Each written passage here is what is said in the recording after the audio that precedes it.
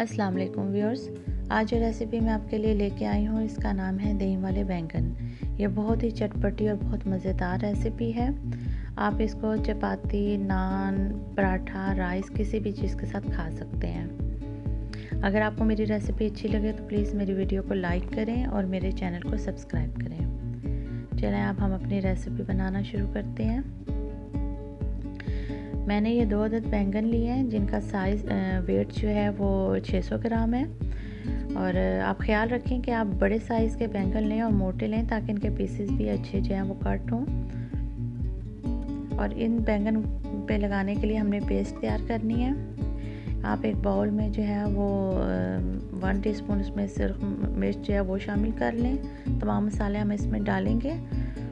यहाँ पे मैंने सूखा धनिया भी 1 टीस्पून लिया है, हल्दी 1 टीस्पून जाएगी, नमक 1 टीस्पून, गरम मसाला वो भी 1 टीस्पून, आमचूर पाउडर 1 टीस्पून और थोड़ा सा ये कसूरी मेथी जो है वो भी शामिल करेंगे। 1 टेबलस्पून भर के हम यहाँ पे बेसन का इस्तेमाल करेंगे, वो भी डालेंगे बीच में। और साथ में तेल का इस्तेमाल हम इसमें करेंगे क्योंकि तेल से हमें इसकी पेस्ट जो है वो तैयार करनी है। और ख़्याल रखें कि आपने इतना तेल डालना है कि ये जो पेस्ट है वो हमारी पतली सी तैयार हो जाए। इसके बाद हम ये बैंगन के स्लाइस करेंगे। ये देखें इतने मोटे होने चाहिए।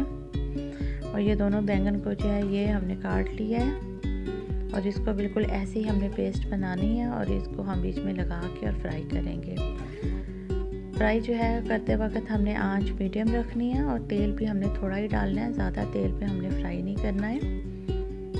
जब आपको लगे कि बैंगन जो है वो फ्राई हो गए हैं एक साइड से तो दूसरी साइड आप चेंज कर दें और इस तरह आप तमाम बैंगन जो है फ्राई कर लें। और अगर आप कुछ बैंगन आपके बच जाए और मसाला ख़त्म हो जाए तो आप देखें कि तेल में थोड़े से मसाला था तो आप ऐसे भी बीच में फ्राई कर सकते हैं। तो ऐसे आपका वो मसाला भी ज़ाया नहीं होगा और बैंगन भी अच्छे से फ्राई हो जाएंगे। यहाँ पे मैंने तेल में थोड़ा सा लहसुन को 1 मिनट के लिए फ्राई किया था। उसके बाद मैंने कुटी हुई लाल मिर्च, सुरख मिर्च, हल्दी, सूखा धनिया, ज़ीरा, 3 तेज़ पत्ते, ये तमाम जो मसाले हैं ये 1 टीस्पून मैंने डाले हैं। सौंफ जो है वो भी 1 टीस्पून। ये तमाम मसाले आप डाल के इनको जो है आप 1 मिनट के लिए फ्राई कर लें।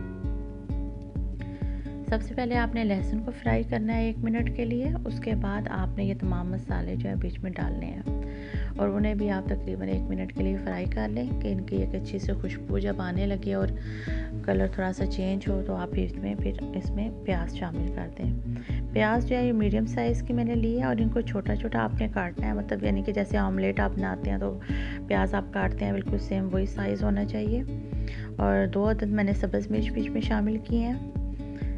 यहाँ पे आप 2-3 मिनट के लिए इनको फ्राई करेंगे प्याज को। और ख़्याल रखें कि आपने ब्राउन नहीं प्याज करना है, बस नरम सा हो। थोड़ा सा पानी जो है वो बीच में शामिल कर दें ताकि ये जो मसाला है वो नीचे जले नहीं। इसके बाद एक बड़े साइज़ का टमाटर आप लेकर उसकी प्यूरी बना लें और वो बीच में शामिल कर दें। यहाँ पे हम जो मसाला है उसे हम 3-4 मिनट तक तैयार करेंगे, भूनेंगे आप ताकि अच्छे से जो है मसाला तैयार हो जाए। थोड़ा सा पानी भी आप शामिल कर लें बीच में। यहाँ पे हम 1 टीस्पून जो है वो नमक बीच में शामिल करेंगे।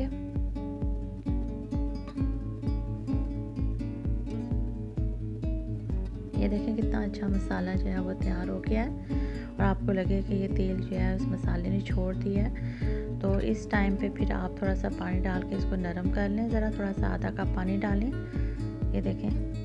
इसके बाद आप जो है वो फ्राई किए हुए जो बैंगन के स्लाइस हैं वो आप बीच में शामिल कर दें। इसको आप मीडियम आंच में 3 से 4 मिनट तक आप इन्हें इसी तरह बीच में पकाएं और फिर इसके बाद आप चूल्हा बंद कर दें। और जब आप चूल्हा बंद कर दें तो इसके बाद आपने बीच में दही जो है वो शामिल करनी है। और दही हमने यहाँ पे आधा किलो वो शामिल की है। ख्याल रखें जब आप दही डालें तो आपने ज़्यादा चमचा नहीं हिलाना है, बस 1-2 दफ़ा आपने बस मिक्स करके और उसको जो है आपने डिश आउट कर देना है। ये देखें कितना मज़ेदार और कितना टेस्टी जो है ये हमारी रेसिपी तैयार हो गई है। ऊपर गार्निश के लिए मैंने सब्ज़ धनिया का इस्तेमाल किया है। अगर आपको मेरे ये दही वाले बैंगन मज़े के लगे हैं, ये रेसिपी अच्छी लगी है तो प्लीज़ मेरी वीडियो को लाइक करें।